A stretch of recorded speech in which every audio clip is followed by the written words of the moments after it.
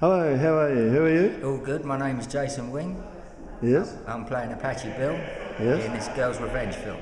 Ah, so you're from the East End by the sound of your accent. I'm from South London, Yeah. but today I've been doing a sort of old school East End accent for this character.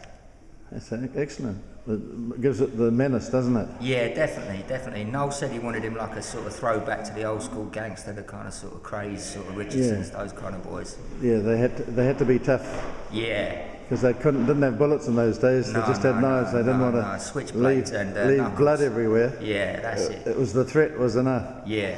In New Zealand, no one bothers you because we get punched up if we threaten anyone, so no one threatens anyone. No, you got the Maoris as backup. That's right. So anyway, tell us how you got into movies. You've been doing this a while? Yeah. What was your name again? I forgot. Yeah, Jason Wing, and Jason. I've been on the stage for about 20 years now. Wow. And sort of doing a lot of classical acting, Chekhov, Ibsen, Shakespeare. Oh, you're the real thing. Done a lot of Shakespeare tours. Oh, you been magic man. all over the world with the theatre.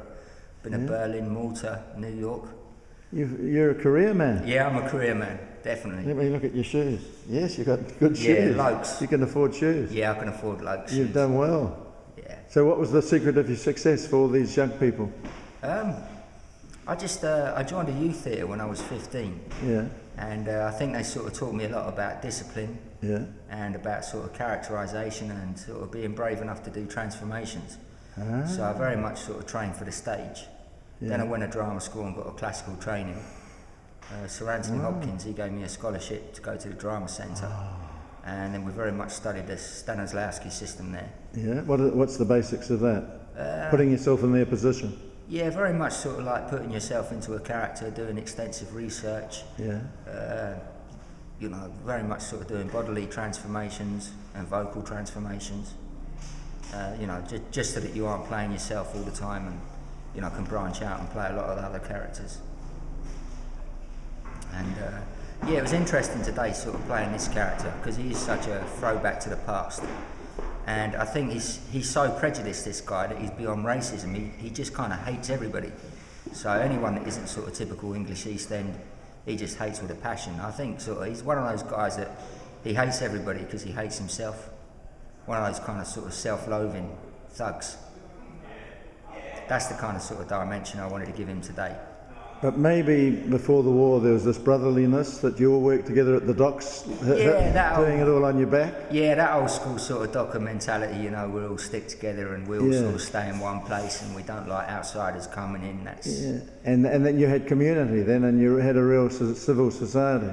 Yeah, well, in those guys' minds, but I'm sort of glad that I grew up in a sort of multicultural South London during the 70s. And it all comes via container from China. Yeah, exactly. No back-breaking work for you anymore. No. So you can portray it for us. Well, we really appreciate you actors giving us all this entertainment and enjoyment of life. Good. And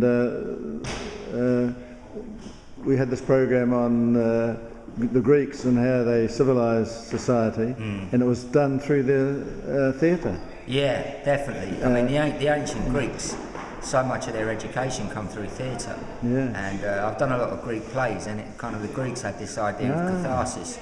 Explain that to us, please. Well, it was where that the actors would involve the audience so much that the audience would sort of go away with this sort of heavy sense of having really sort of been dealt something emotionally, and which would sort of stay with them for a few days. I mean, the Greeks went to the theatre to feel pain, to feel joy, to feel extreme emotions. This is why you get plays like Oedipus and Medea and, really extreme plays, because the Greeks were into sort of extreme emotions and, they definitely sort of thought about their theatre as a theatre in education. I like the ancient Greeks.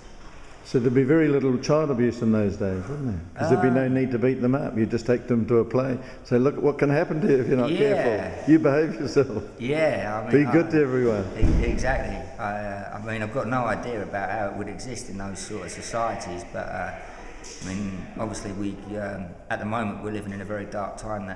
I think so. Yeah, I think it's sad that kids can't go out and play in the street anymore. Kids are outrageous. Stuck on PlayStations. They're not going out. They're not playing. I don't know whether there's more of these kind of sort of people around or whether it's more documented now. But yeah, No, it goes from generation to generation unless it's broken by a psychologist. So it's rife. Yeah, and we have to break it. Yeah. And the theatre is the way to do it. Very much so, yeah. I mean, I think the arts have tremendous power. I think sort of like theatre, television, I mean, movie is such a wide audience. Film, the world of film. You've got a big outreach, you can reach people. So I think sort of like in this film, there's a lot of abusive characters. There's a lot of sort of...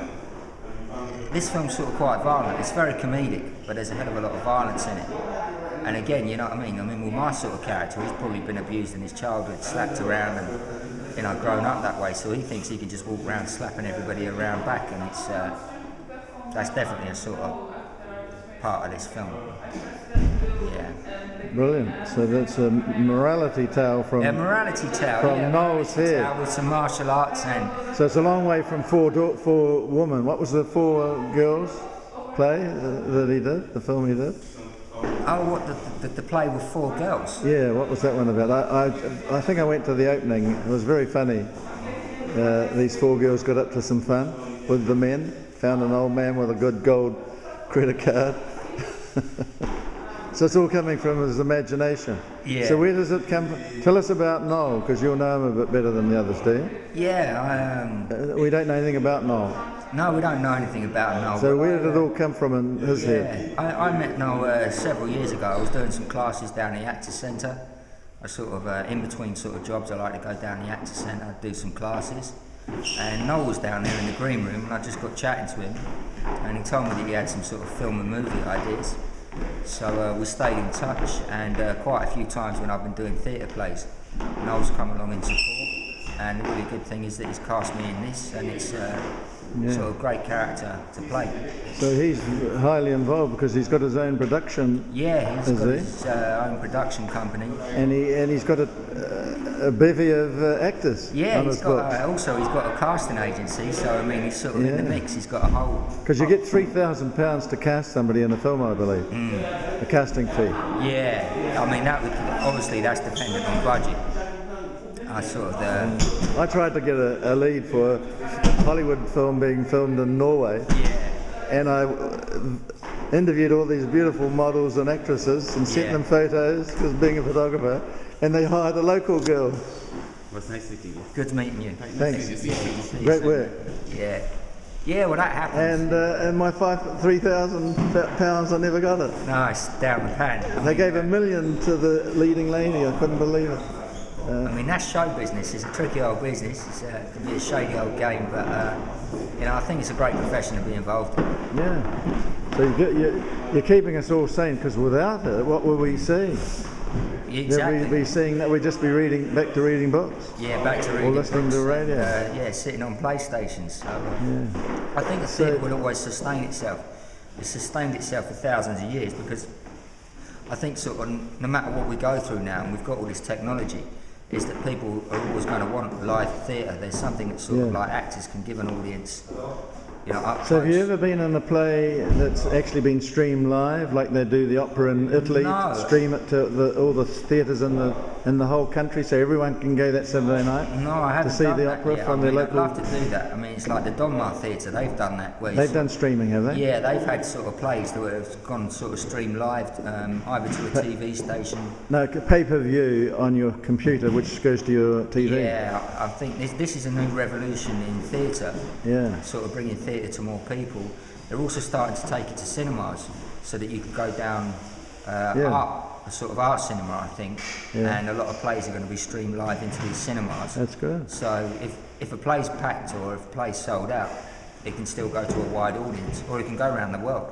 I had the largest theatre goers club in the early 80s when we could afford to go to the West End plays. Yeah. And now it's so expensive, the local guy can't get there. Well, so shouldn't we force them to stream the play live to the working people on their TVs Yeah, at home? definitely. I think sort of like so much is being taken away from the working people now. It's like football at the end of the day. It's a rich man's game now. It's £50 a ticket. And the same as theatre, you know. West End theatre ticket's £60. And you're pricing a certain class of people. Yeah, well, so out. they're making money out of the tourism, and we've paid for the actors, their education, the health service, the electricity, the roads. We've created London for them to hold these theatres there, but Exactly. we're getting nothing back. No. So I'm going to mount a campaign to put a camera in every West End theatre and have live streaming, and the money we make will pay for smaller venues to pay their actors so we can stream from smaller venues. Fringe theatre is so important because I think at the end but of they the day, can't make any money, and they're trying to get into the West End to make some money. Yeah. And it's the money problem. But with streaming, with 1 million people on pay-per-view paying £1 a night to watch a play, I think we could do it. Yeah, definitely. You know, no one would begrudge. Are you famous? No, I'm not famous. He's going to be famous now. No, He's going he's to be setting up. Oh, you what's his name, right? You're brilliant. You're brilliant. You is brilliant. You is. Everybody? The end of the road's brilliant. So I don't know where they get these kind of strange essence Are from. you, Hugh, are we going to the Rose for the drink? You Oh yes, I'd love to come. Yeah. Yeah, you know where it is, don't you? No, I'll follow you now. Alright, Yeah, let's great. go. So say goodbye to everyone. Yeah, goodbye. And give That them was, their That name. was our director, Noel Wilson. And goodbye. So give everyone. them your email if you want them to contact you. Yeah, you can contact me personally on apachewing@yahoo.co.uk. Thank you. Thanks. Well done.